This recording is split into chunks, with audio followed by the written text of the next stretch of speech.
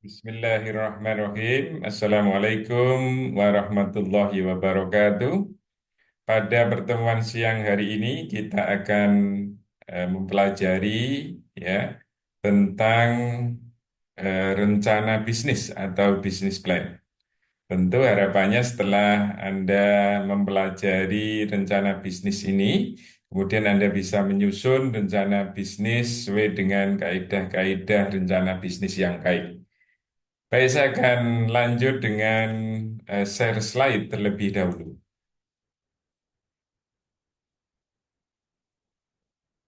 Ya, sebelum kita mendiskusikan lebih lanjut tentang rencana bisnis, tentu kita harus mengetahui tentang apa itu bisnis ya.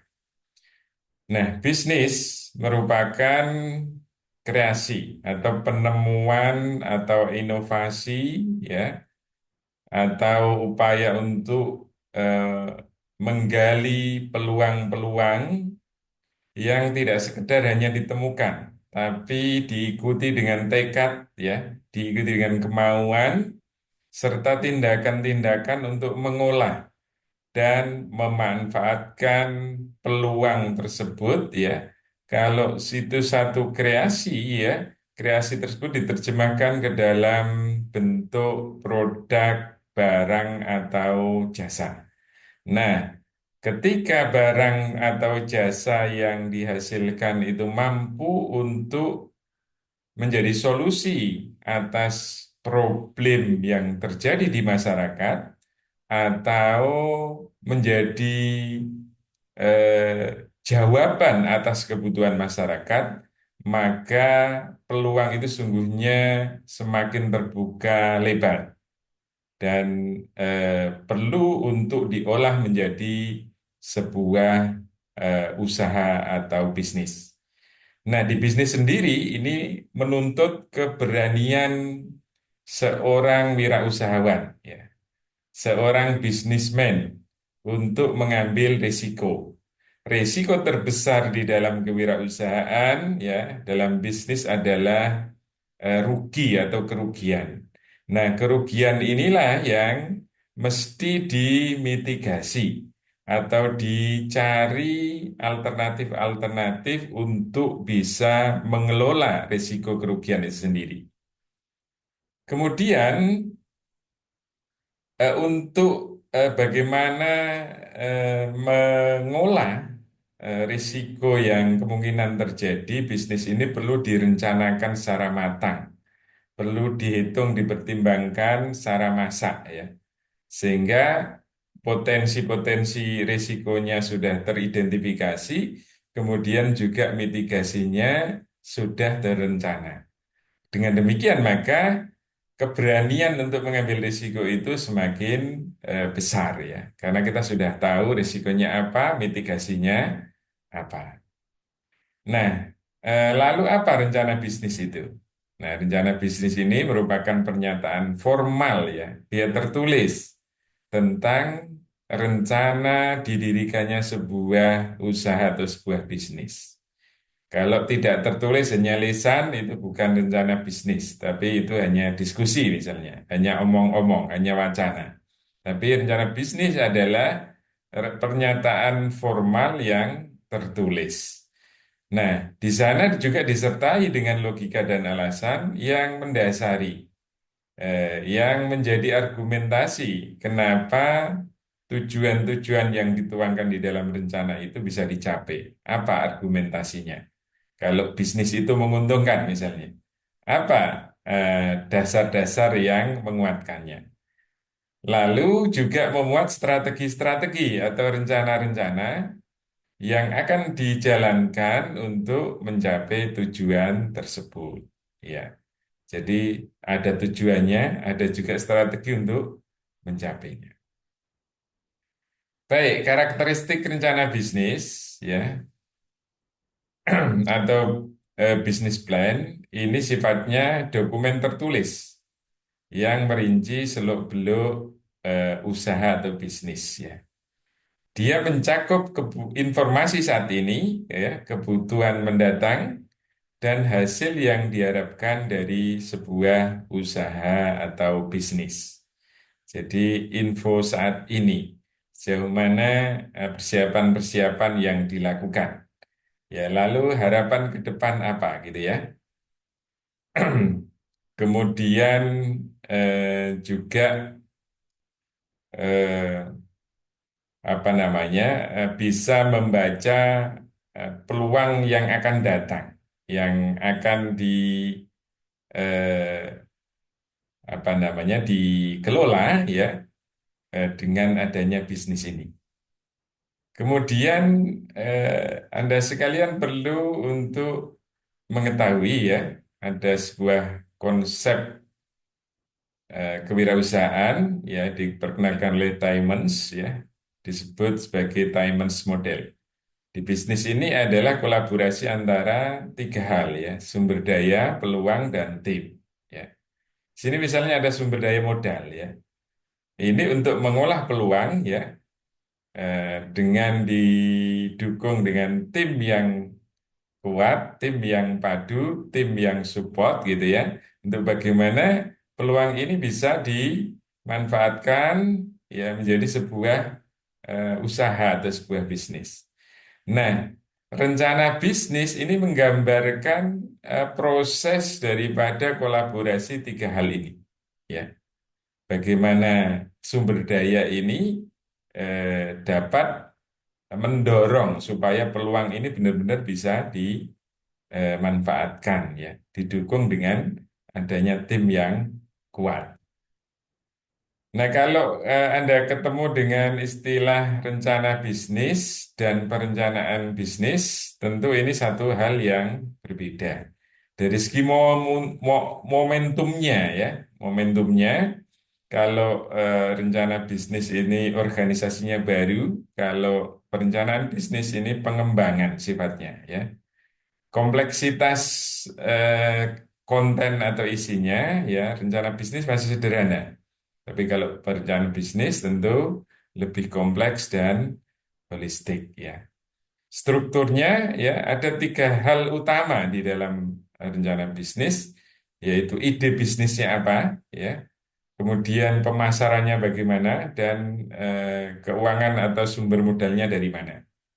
Kalau perencanaan bisnis ini lebih menyeluruh ya, mencakup pengembangan semua struktur dan fungsi organisasi. Kemudian jangka waktunya, rencana bisnis ya antara 3 sampai 7 tahun. Kalau perencanaan pengembangan ya, perencanaan bisnis ini direncanakan untuk lebih dari 10 tahun. Di dalam rencana bisnis itu memperhatikan perubahan-perubahan ya. Karena perubahan sekarang ini yang dipengaruhi oleh perkembangan teknologi informasi begitu cepat, maka potensi-potensi perubahan ya di masa yang akan datang juga perlu diakomodir, diprediksikan di dalam rencana bisnis itu dan kemudian diantisipasi.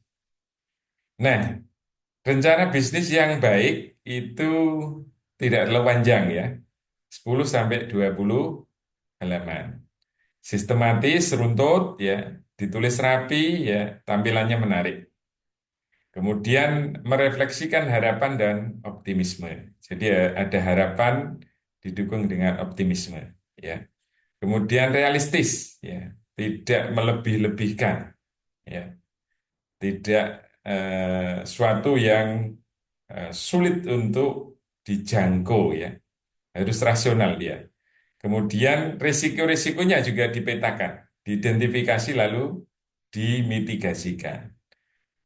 Tim yang mendukung juga tim yang punya kompetensi ya. Kompetensi artinya bahwa eh, skill, kemampuan tim ini mendukung core bisnis yang direncanakan. Ya, kalau bisnisnya misalnya mendirikan eh, bimbel misalnya ya, timnya juga orang-orang yang punya kompetensi untuk bimbingan belajar ya. Kalau mendirikan bimbel, timnya nanti tim yang ahli masak ya nggak cocok. Kemudian fokus target pasarnya jelas, siapa yang menjadi target pasar. Kalau bimbel ya anak-anak sekolah misalnya. Kemudian bidang usahanya spesifik ya. Apa bidang usahanya? Ya, bimbel kah? Ya, apa produk makanan kah atau apa gitu ya. Kemudian komponen yang perlu ditulis nanti di dalam rencana bisnis yang akan Anda susun adalah rencana eksekutif, ringkasan eksekutif ya maaf. Kemudian gambaran perusahaan, strategi pemasaran, analisis persaingan, rencana desain dan pengembangan, rencana operasi dan manajemen, analisis rencana keuangan. Kalau isi ringkasan eksekutif, kira-kira ya konsep bisnisnya seperti apa? Misinya dalam bahasa yang ringkas, kemudian produknya, ya, jasa atau barang. Ya, barangnya apa begitu ya? Pemetaan persaingannya seperti apa? Target pasarnya siapa? Strategi pemasarannya bagaimana? Lalu tim manajemennya, kompetensinya bagaimana? Lalu keuangannya sumbernya dari mana? Ya, kemudian diolah seperti apa, gitu ya? Itu dalam eh, bentuk yang ringkas karena merupakan ringkasan eksekutif. Nah, yang kedua adalah gambaran perusahaan dari identitas, visi misi ya, gambaran produk ya, perkembangan saat ini, status hukumnya ya, legalitasnya seperti apa kalau sudah ada. Ini apakah sudah punya legalitas atau belum gitu ya. Kemudian strategi pemasaran. Ini ada tren dan pertumbuhan industri ya. Kemudian ada gambaran pasar dan karakteristik pasar, lalu target pasarnya siapa. Kemudian analisis persaingan ya. Di sini penting ya. Pesaing itu dalam bisnis adalah salah satu sumber inspirasi ya. Yang dilakukan pesaing ya, tentu harus mampu kita lampaui ya. Kalau pesaing sudah sampai pada kalau gridnya sampai 5 misalnya, saing sudah sampai 4, kita harus mampu 4,5 misalnya. Jadi harus mampu kita lampaui karena hal yang kita lampaui itulah yang kita akan unggulkan sehingga kelebihan ini menjadi suatu yang bisa dijual. Kemudian rencana dan desain pengembangan ya. Jadi ada tujuan jangka panjangnya apa, strategi untuk tujuan itu apa, ya. Kemudian ada milestone-nya, ya kapan mencapai tujuan-tujuan jangka panjang itu. Kemudian disertai dengan evaluasi risiko, ya.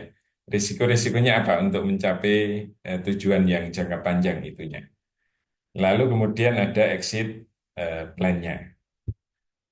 Berikutnya, ya rencana operasi ya dari fasilitas yang dimiliki ya atau dibutuhkan, kemudian proses produksi, pengendalian persediaan, pasokan dan distribusi, pengembangan produk ya, kontrol keuangan, tim manajemen, konsultan kalau ada ya, dan hal yang diperlukan lainnya. Kemudian yang terakhir adalah analisis keuangan. Ada proyeksi pendapatan.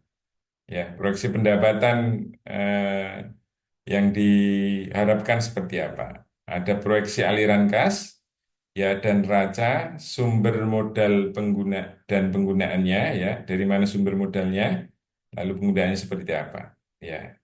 Kemudian yang terakhir adalah adanya asumsi pengelolaan keuangan, kemudian analisis BEP-nya, break even point ya.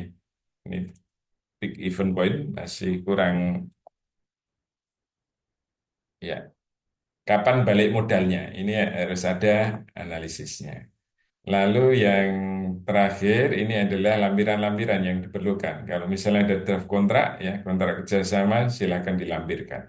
Ada rincian keuangan, monggo dilampirkan, rekomendasi dan foto-foto yang diperlukan. Nah, rencana bisnis ini eh, memang banyak format ya. Nanti saya akan berikan contoh-contoh ya untuk sementara silakan endapkan, ya direnungkan ya. Lalu Anda juga bisa mencari contoh-contoh yang ada, lalu nanti format di dalam pelaksanaan penyusunan tugas akhir mata kuliah dikemas yang sedemikian baik ya, sedemikian menarik ya, sedemikian mudah difahami. Mungkin itu untuk kuliah siang hari ini ya. Dan minggu depan masih ada satu kali teori sebelum nanti proses penyusunan. Terima kasih. Assalamualaikum warahmatullahi wabarakatuh.